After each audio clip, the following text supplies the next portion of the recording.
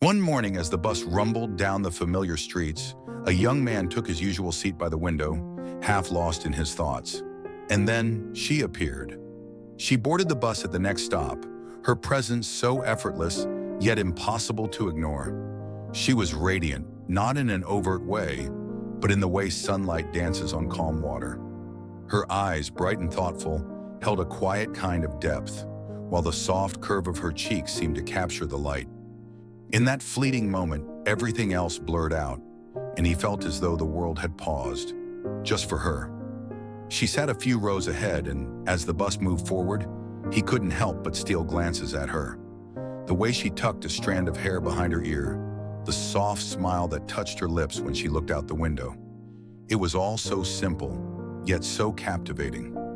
Each day after that, he found himself boarding the bus with the same quiet hope, not to reach a destination, but simply to catch another glimpse of her. 2 years after she disappeared from the bus, he saw her again. She was walking down the street, her familiar sparkling eyes lighting up the world around her.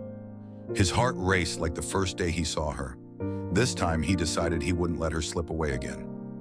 A few days later, he gathered all his courage and confessed his love.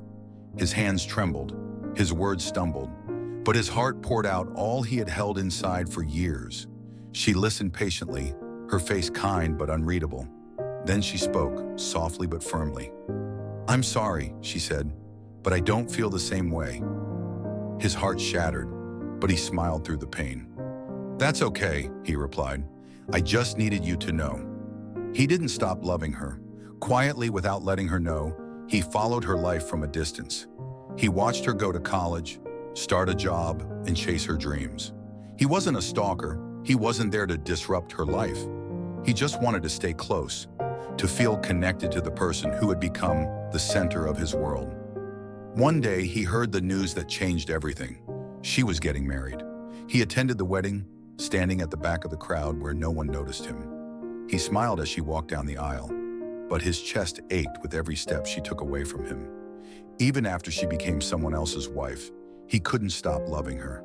He would see her occasionally, tending to the flowers in her garden, laughing with her husband. Every time, his heart broke a little more, but his love remained steady. At this point, Master Monk stopped and looked at his audience.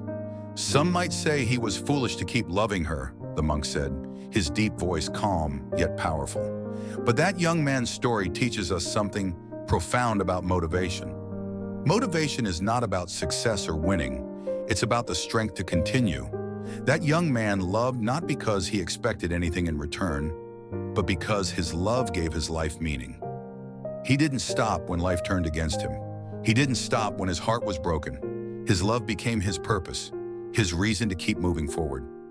The animals nodded, captivated by the story.